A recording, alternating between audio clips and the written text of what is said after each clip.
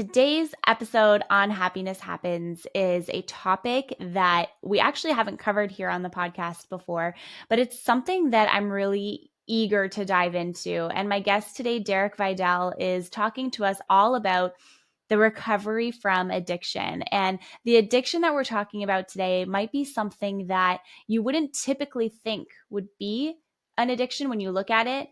But then you really get into it and you realize the power and the significance and the impact that it has on your life every single day if you are someone who does it. So today, like I said, we're talking about recovery from addiction with my guest, Derek Videll.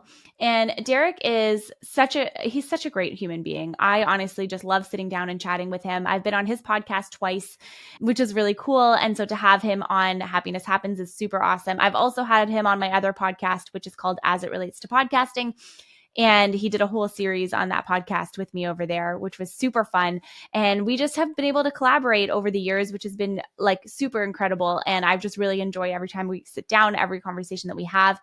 And today our conversation centers around addiction. And he tells the story about the addiction that he has had to marijuana. And again, like I said, not a substance that you would typically think that you are addicted to when you're in it. But he gives us some really great insight and a lot of actionable tips.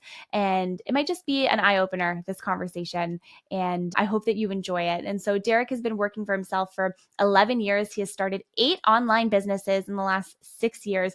He is the host of Social Media Entrepreneurs podcast with nearly 400 episodes. And as you'll hear in our conversation, he talks about building those businesses while he was high. And I just thought that the whole conversation was just super powerful. So be sure to rate the podcast, leave us 5 stars wherever you're listening. Reach out to us if you love the conversation today and what you hear, and share it with a friend that you know needs to hear this message. Thank you so much for tuning in. Now let's get into this conversation with Derek. Okay, Derek, I'm so excited to have you on Happiness Happens today. I feel like this episode is a long time coming. I've been on your show a couple of times. You have been on my other podcast As It Relates to Podcasting. And today we are having you on Happiness Happens, which makes me so excited. And I can't wait to hear your story. So welcome. Thank you so much for having me. You're welcome. Okay, as I was saying in our intro today, we're talking about the recovery from addiction. But before we dive into the nitty gritty and the specifics, I want to ask you my first question, which is, what does happiness mean to you?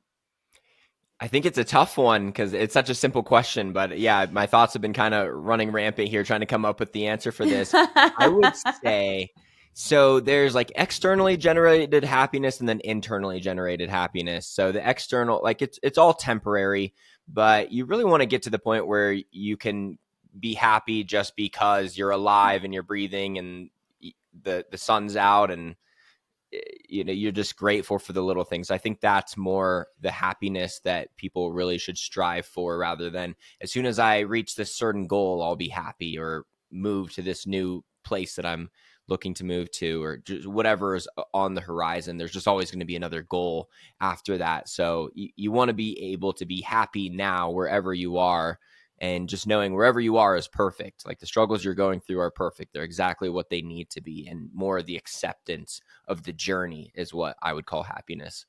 I love that a lot. And you've started quite a few businesses over the last few years. I think, as you said, it was like 8 businesses in the last 6 years, which, I think you tell me what you think, but I feel like as an entrepreneur in the creation process, there's like this instant gratification that comes with hitting certain goals and hitting certain revenue goals and helping different people with the challenges that are in front of them and all that kind of stuff. And that creates happiness as well. But sometimes it can create this like false sense of safety and this false happiness. You know what I mean? Yeah, definitely. You're saying like when you hit these goals, then you feel content or complacent in your journey? You feel content. You know what I mean? Like you feel happy. You've reached this goal. You've hit this goal and you're like, okay, like that was really good. But then it's kind of like, okay, what's the next thing? And then how do I continue to build? And how do I continue to grow? And I feel like very rarely do we just sit in that moment of like, wow, this is really good. I really love this. And I am just very happy with where I am right now. Like very rarely do we actually sit down and say like, I'm so happy with where I am. Yeah, the human mind is not designed to do that, or maybe there's Mm-hmm. a bit of social conditioning that we've been exposed to nowadays that just feels like we shouldn't.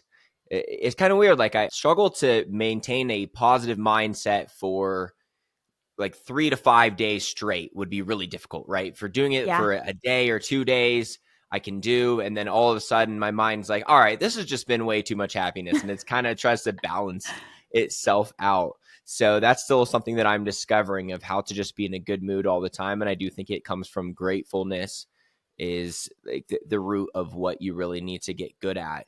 So practicing gratefulness, maybe in the mornings, thinking of 3 things you're grateful for is a great Mm. exercise. The other thing that's been good for me, though, is journaling. Last year was the first year I actually took it seriously. I always kind of thought I'm not much of a writer, and I just didn't really get into it. But it was really beneficial for me reading back the journal entries, because when people say, look how far you've come, you can think, okay, yeah, a year ago I was here. And it's a little bit harder to really put yourself in the mindset, like really the journey, or the growth that you're really trying to showcase is how your mindset is different, not just, well, now I have this income versus that income, or the more extrinsic things that you're going to instantly think of. When I read back on journal entries from a year ago, it's funny because I like to go back and I write to my former self, Oh, because wow. I came up with an invention in February of last year, basically like exactly a year ago. And I was like, could this be could this work? And I went back and I'm like, yes, it did. And I wrote back to my former self, and just seeing my mindset, exactly how I was processing things, that really showcases the growth. So it's a lot easier to be grateful when you have that insight. I love that. And I've never actually gone back on past journal entries. I have this weird thing where I write about something and then I just never go back and visit it again. And I don't know if it's like a denial in some ways. I'm just like, I don't know. I don't know how to explain it. Like, I don't know if it's like denial and I'm like, do I want to go back? Like, do I want to relive that? Or like, maybe there's like a fear of like nothing's actually going to have changed. And maybe I, feel the same way that I did a year ago. But then you think about it logically and it's like, but no, nothing is the same because everything is always changing, right? This is why you don't even want to look at it at all. I think so. I think you'd be surprised. I think you'll like it. I think And so it too. helps you love your past self and your future Hmm. self, and just all the versions of you, which I think does play into self-love, like loving where you once were too, and not like hating your former self, or maybe not hating, but just disliking in any way, just accepting that part of you as well. It's Hmm. beneficial. I love that. Okay, so we're talking about the recovery from addiction and in this episode today. I think this is a really interesting thing for you and I to talk about because we've collaborated on so many different things over the years and I never would have guessed that this would have been part of your story. And so we were doing a podcast interview on your show and you had said, I think you should bring me on Happiness Happens. And I said, yeah, sure. Like you come on whenever you want. And I was like, what do you want to talk about? And you were like, addiction. And I was like, what? I was like, what are you talking about? I was like, what do you mean? And you were like, it's a whole thing. And so I want you to tell us a little bit of your story. Like what happened to bring you into that place? What was the substance of abuse of choice, if you will? And yeah, let's start there. Yeah, so it was marijuana for me, and that did lead to other things too. I think in Yeah. college, if I'd want to go out to a party, but I'd be too high to socialize, then I'd just offset with enough alcohol. I was also prescribed Adderall in college, so I could always do a little bit of that to offset. And I kind of joked that I was almost always looking to be sober with my drug usage. I'd be like, now I'm too high, so let me do something that will bring me back down to earth. Let me do some Adderall so I can Mm. focus. And I was just, I would joke that if you do enough weed, Adderall, and coffee, it creates this sober like effect. And then it kind of came into fruition later. I'm like, it really is like what I was going for. I think even drug users, when they're high, they're still striving to be sober by offsetting it with other substances.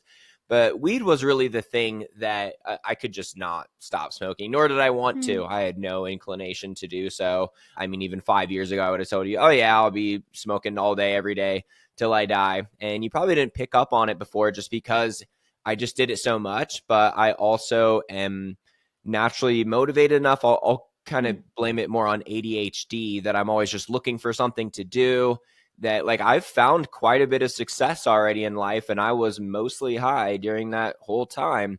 And that is Wow. not a common story for people. Usually they just become couch potatoes.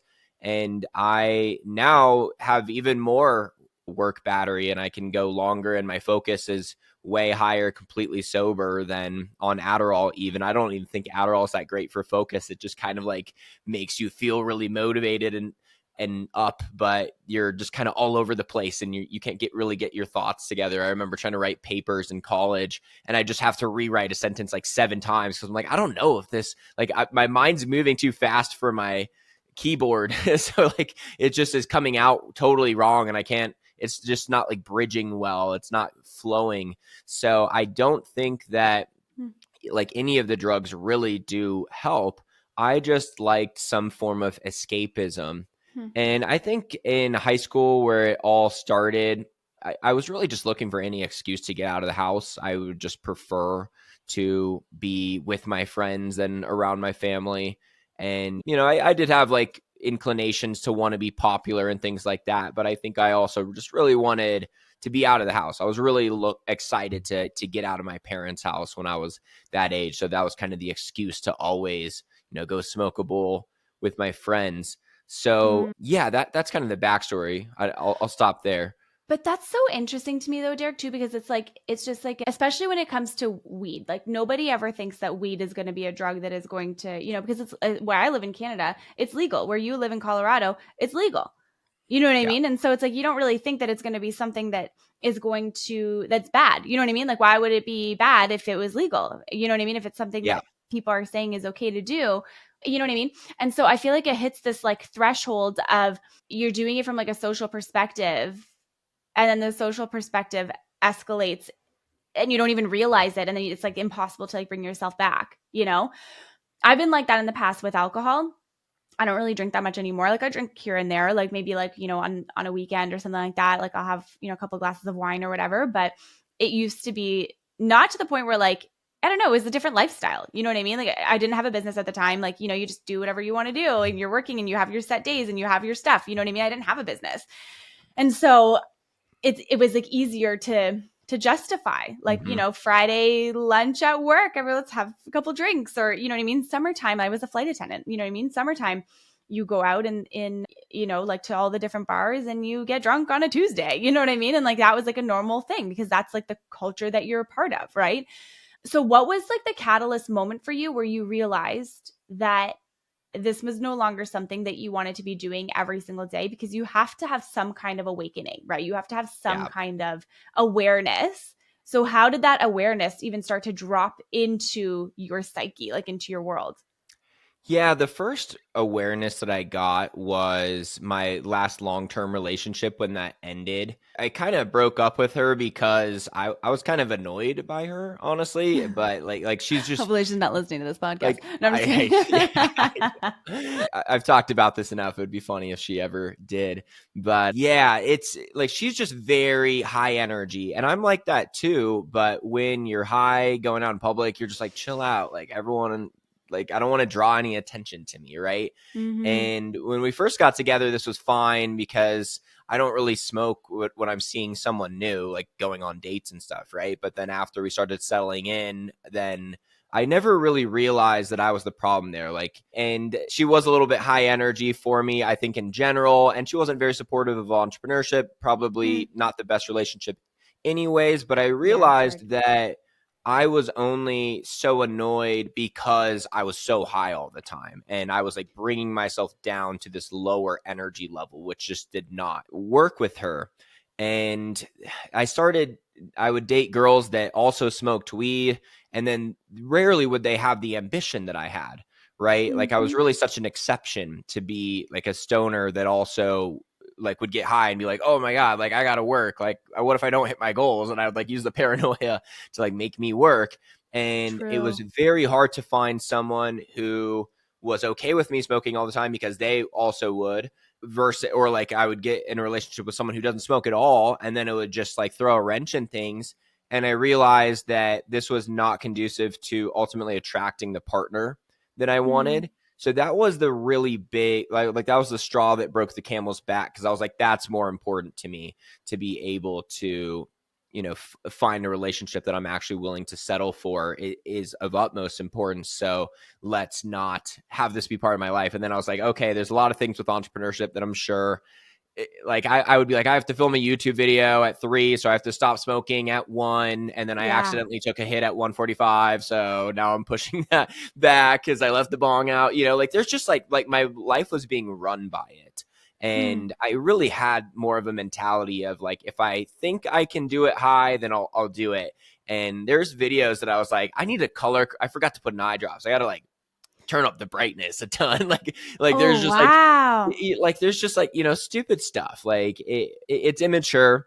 I had a lot of fun with it, and I had so many epiphanies. Like I love to smoke weed and just have like epiphanies of like what to do in business, and I still have those now, but I think they were just like a little more mind blowing to me before. And Yeah. it's a very fun substance, and you can get by doing enough in life. In some cases, I think some of my friends like definitely just go complete couch potato mode, but it's like a death by 1,000 cuts. So Mm. I really started to piece it together like that. The relationship stuff was the initial straw that broke the camel's back, but then what really dialed it in for me is when I wrote out, like, these are the two paths of life that I can walk. This one is an active addiction and this one's not. I wrote out the pros and cons. And what you realize is that there are literally zero pros, except for you get to be a recreational stoner. Like, is the Right. only pro. I was like, recreational stoner, don't get the relationship I want, always kind of lacking on fitness a little bit, because now I got into running. Like running is like a big thing to get rid of addiction, because you'll never want to smoke after you just went for a run. Yeah. And True. you don't want to run if you just smoked either. So it was like, I can't get into that. And I would always hit this level of fitness that I could never get beyond. And even my relationship with family, like I get very annoyed by my family when I'm high, because I'm like, don't ask me how things are going right now. Like, just like stupid shit. I'm just like, I just want to like pet the dog and be high. Like, so Leave me alone. yeah, yeah. I was like, let me get another coffee and then I'll answer your questions. But I realized like everything was better without weed, except for the fact that I Mm. got to be recreational stoner. So that was when I ultimately said like, I need to get rid of this. Okay, but that's really interesting. And then also too, how did you even begin to start the process of that? You know what I mean? Because it's like, yeah, you can have the awareness, but you have to take a step towards that. And then I think too, one thing that I would love for you to share is, how did you know that you were addicted versus just a way of life? Yeah, I think you do have to admit that, of course. And if you try to take a week off, then you'll find out if you are or not. Because I've had some buddies that have tried to follow in my wake here, and they're like, yeah, I'm going to get rid of it too. Like, I need to buy more weed. I'm not going to do it tomorrow. And then I talked Mm, to him. He's like, I went to the store. Like they can't do it. And really, I think the addiction is more, if you look at it just like, do I have a physical addiction or not, then that's not going to give you the answer that you're really looking for. It's, does my mind truly outweigh the cons with the pros of how I currently see this substance? So for right. me, it was always like, someone's like, yeah, well, if you're not addicted, take a week off. I was like, why though? Why would I do that? Like, I thoroughly enjoy it. It would be like someone Right. saying, then, oh, you're not addicted to coffee, then take a week off. You're like, I like to drink coffee before I work. Like I was more looking at it like that. So addiction is like, it's more prevalent when you realize the cons do outweigh the pros, but I still Mm, can't stop. Otherwise, if you're in the state of mind where you're like, no, I still feel like it's good to do, then you can't really look at it through the right lens of if you're addicted or not. So once I got into that mindset of, okay, I don't want to do this anymore, then like the first couple days was like really difficult the first time I did it. And I was like, let me substitute with drinking. And like drinking just makes you want to smoke weed. So like ultimately yeah. I got rid of drinking, and I got rid of Adderall, and I got rid of like even like fantasy football, like like every vice like Wow. was soon to go after. Like once you tackle the first one, I think that once you get rid of a layer of addiction, and this could be a shopping addiction or gambling addiction or whatever, then you're going to be met with the next one that you had. Like, what was your replacement? So, and then you get rid of that and you get rid of that. And ultimately, you just get rid of the layers until you find your true self.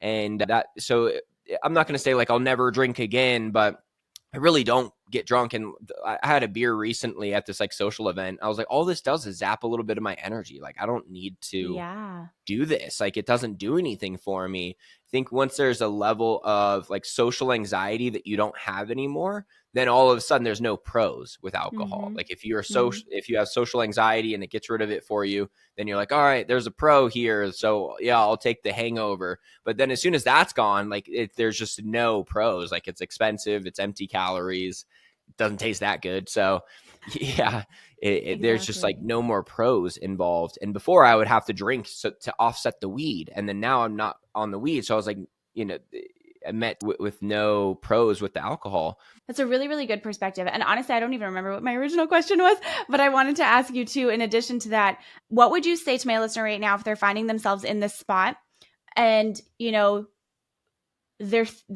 they need to make a life change. They know that there's a substance in their life that they just should not have anymore. You have this awareness and it exists, right?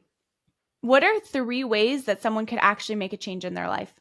Because it's fine to have the awareness, but it's a Yeah. whole different story to actually Oh, do yeah. something about it. Yeah, so the first time I got rid of it, I made it 50 days, and then I went back on to all day, every day use for another 2.5 years.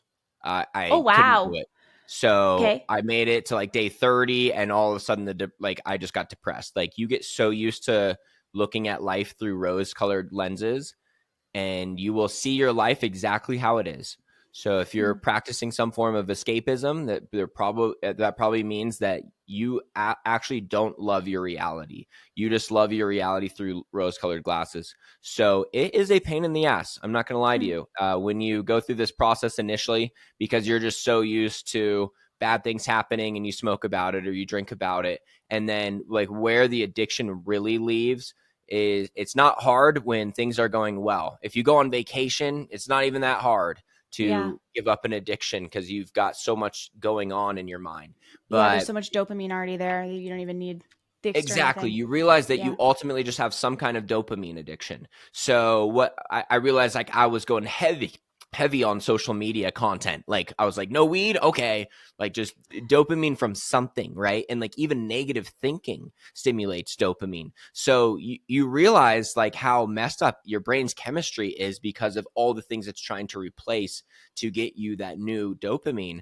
And you really got to get used to it. So yeah, I made it 50 days, and then I went back onto 2.5 years all day, every day Wow. usage because I just was so depressed that like I smoked and I was like, okay, I need this. Like, this is actually good. And I went back to it. And then I hit the wall again in another relationship where I said, damn it, like I am not going to, like, I cannot have this happen again. Like, I was Yeah. just like, all right, after losing like this one, because, and I'm like, I can see that at the root of everything is still like marijuana addiction that is like really screwing everything else up here.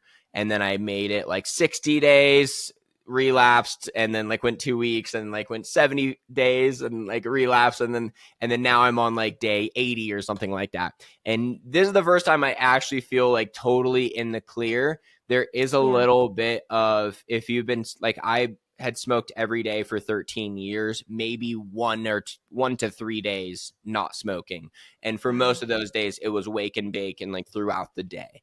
So it was like 13 years, like 70% of waking hours I was high. So That's for that reason, like when you get rid of it completely, you will be very in tune with your decision when you make it. But then once it's been a couple months or even a week, you'll be like, wait, why did I rule that out? I mean, it is raining right now and I'm watching a movie. Like, hmm. why don't I smoke weed? Like, you'll get in a position where you're just so used to having it, and it will be tough. So I won't say that like cold turkey, it works the best on paper, but I don't think it really works because your mind will kind of forget the reasonings. And when I went back on it, it was a reminder. So I would say the first step would just be take 7 days off or 5 days off or 2 days off, just whatever you can wrap your mind around. And then you're going to piggyback off of that, because if you heard from my streaks before, each one went longer than the one before, Mm-hmm. because you can always say, I can always do something I've done before. Your mind will always be able to conceive that. And doing something that you've never done before is just doing something that you have done before more consistently. So if you have done 7 days off before, then if you just do that twice, then there's your 14, right? So like you have to get your first win where you take however many days off that you can, and then you're going to stack from there. And then the other Mm. thing is, fitness is the only healthy addiction. And this is going to be way harder than it needs to be if you do not supplement with fitness. If you go to the gym, you will have endorphins going and like a little bit of dopamine created, and you won't feel the need for it. If you get in touch with your lungs, you won't want smoke in them. So a very easy way, if you're like brand new to getting started at the gym, if you just do however many push-ups you can do or however many pull-ups you can do, to the point where you're just panting a little bit, you won't be like, I need a smoke. Like you won't be wanting that. So you want to get in touch with your lungs.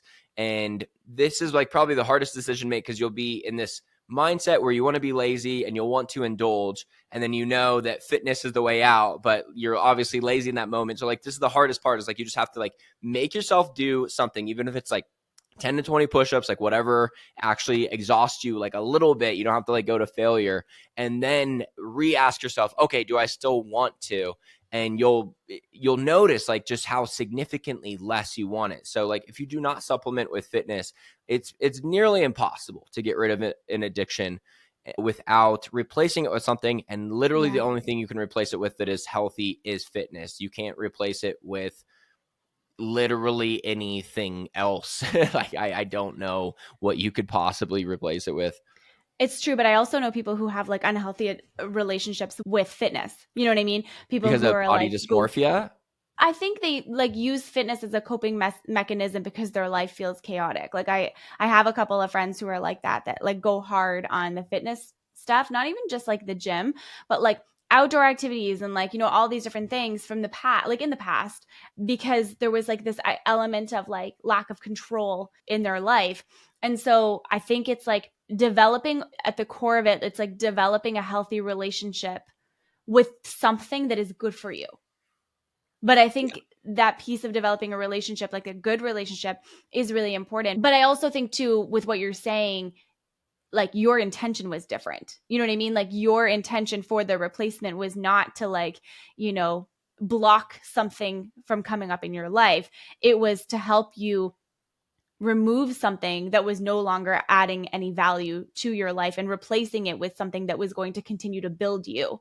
And I think if you look at it, if you're listening to this right now and you're like, okay, maybe you do have a little bit of like a fitness addiction, even it's the perspective in which you are looking at it that makes the biggest difference, I think. Yeah, I think that there's some people that might go to the gym twice a day, or they That'll overwork. I had a buddy never that be like me. Never be me. severely. That's you? No, it'll never be me. Are you kidding me? Oh, okay. I know. Yeah, that's why I'm like, I don't think there's very many people that do have the personality to fall into a true Yeah, fitness addiction that is unhealthy, like to that point. I go every day, and good for you. that was really key for me. And really doing something every day is going to make getting rid of the addiction so much easier, even if it's just a walk Yeah. or push-ups or an ab workout at home at the minimum. Like if you don't, because even if you say 4 days a week or something like that, those 3 days where you're off are just going to be so hard to Yeah. really cope with the addiction if you were in deep. So And it's um like staying in routine too. Like you're just yeah. creating a new routine for yourself because you had a routine with the drug that you were using. You know what I mean? And so Yeah. now it's like this new routine with something else in your life to give you a different outcome. How did you manage business at the same time? So you mean like, was my mindset kind of chaotic so that I would not be able to focus Yeah. on business? Like well yeah, I mean I know you said that you had the Adderall side of it, so like, that probably helped you focus on business, but like how did you create all of these businesses and companies and be successful at them, while having this other thing behind you? Like it's just crazy. It's amazing. The benefit that weed gives to an entrepreneur is the ability to look at your failures through a rose-colored glasses And then you say, well, I can't pass a drug test, so I guess I gotta stay an entrepreneur. So yeah, like there's like every time that I was like, the couple times that I went back to get a real job or whatever, like I had fake pee strapped to my leg. So No yeah, way.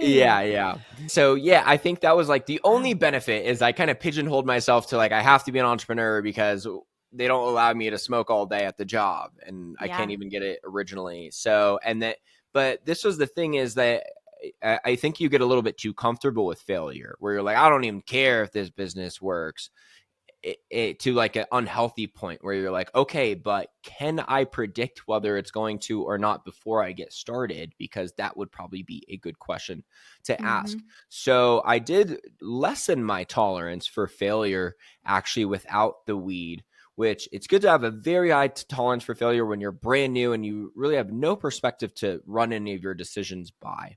But then after enough times, because I started 8 businesses over the last 6 years. I'm only running 3 of them right now. And some of them still had some success elements to them. It's not like they were complete failures, never made a dollar, but they just weren't worth my time anymore. They just like the profit margins and like one of the e-commerce businesses was just so small. Yeah. And like it was not big enough to keep scaling. Yeah. It really was very bullish of my thought process to be like, I'm going to be a millionaire from this idea. And then you kind of get more like, okay, I got to the point where I said, okay, you have the skills, now make the money. Like, where Yeah. is the money at? Because there's so many entrepreneurs that don't work nearly as hard as some of the broker ones just because they chose the wrong market.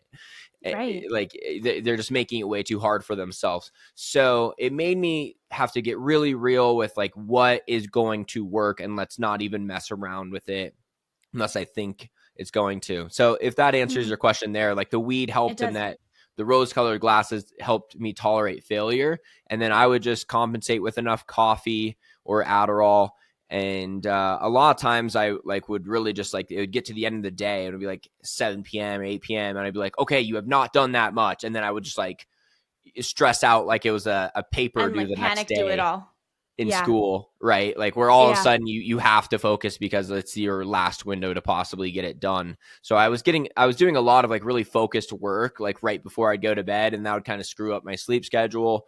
And yeah, it wasn't the healthiest overall lifestyle. I just made it work, but it was very stress induced motivation. And that Mhm. also is not good on your body because I have an autoimmune disorder. And it's crazy Mhm. because that was actually way more flared up in the past than it is now. And Yeah. it's because I used to use like stress was my ally. Like I welcomed it to build, like to turn into motivation. And then you learn how to create motivation from more the love of the goals that you're going to hit and like the positive outcomes rather than me like negatively talking to myself until I would get motivated. I love that. I love it. Good for you. Honestly, I love this. Okay, so my last question for you. It is a question I ask all of my guests on the show. I have asked this question for years and years, and I always get a different answer. But what's one way my listener can create a little more happiness in their day every day starting today? Replace a negative habit with a positive habit That's good. and then go one at a time. It's very hard to just uproot your whole life and just be completely healthy. Like for instance, you could say, I'm going to replace milk with almond milk because you Mhm. maybe realize that would be a good lifestyle change for you to make. There you go. And then once that's in place, now you just move on to the next thing. Yeah. You're So I like think habit stacking. it's very hard for me to say, yeah, give up your addictions. Like, I know how hard this is. I would not have listened to this podcast a few years ago. I would have been like, this Yeah. guy doesn't know what he's talking about. I would have already turned it off. So if you're still listening, that's really awesome that you turned on an addiction podcast to begin with and heard me out Truth. here. I will say that there is a light at the end of the tunnel, and it is really great once you get there. And it is kind of a pain in the ass to get rid of, but if it wasn't hard, then it wouldn't be worth it. And you'll feel really proud of yourself for giving this up and moving on to greener pastures, but it definitely does hinder just your overall growth and maturity and just growth in all aspects of life because there's just so much that I've accomplished in the last few months. I literally get double the work done in a day than I used to. And entrepreneurship is such a speed game. Like if you're not going as fast as everyone else, there's so many of the businesses that I started that I was like, if I came out with this idea 2 years ago, I'd be a millionaire, but I 100%. came out with it too late. So Yeah. I was like, I don't have the speed to compete is like what was really happening. So yeah, Good for it you. was difficult to get rid of, but I mean, it's nice to have the story at the end of it too. Yeah, it's so true. Exactly. And now you have the wisdom to teach other people and to help other Yeah, people. I love that. that was a big motivator. If I was like, if the biggest stoner I know, which is me, can get rid of this, then I can also be the story that any of my friends would need to get rid of their addiction. That was a big motivator for me. I love that. That's beautiful. Derek, thank you so much for joining me on Happiness Happens today. Absolutely. Thanks for having me. Of course. Where can my listeners find you just before we say goodbye? Yeah, I'm Derek Videll on YouTube, or Social Media Entrepreneurs is my audio podcast. Amazing.